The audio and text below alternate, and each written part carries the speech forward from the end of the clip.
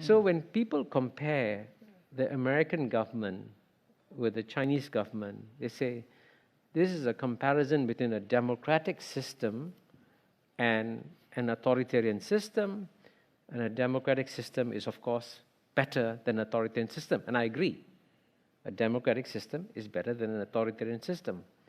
But if you dig one level down and you look at the functioning of the government and how it makes its decisions, and you analyze it, you may see that the democratic system may be performing as a plutocratic system, serving the interests of the people of the tiny elite, and creating a situation where I think half your population hasn't seen an increase in its median income for 40 years.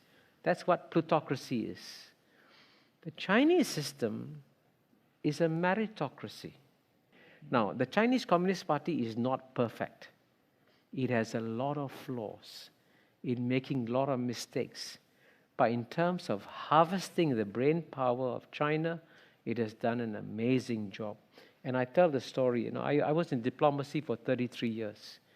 When I started my career in 1971, if you had asked me, do you want to talk to an American diplomat or Chinese diplomat? I would say, of course I'll talk to an American diplomat. He's graduate of Princeton, Yale, Harvard, brilliant, reads the New Yorker every week, knows what's going on in the world. The Chinese diplomat, 1971, would walk around with a Mao's little red book in his pocket. And when I talk to him, he'll produce Mao's red book and read to me from Mao's red book. Why should I waste my time? Chinese, that's 71. You fast forward to 2018, and you ask me to fly to a capital somewhere, and you say, do you want to talk to the American ambassador or the Chinese ambassador?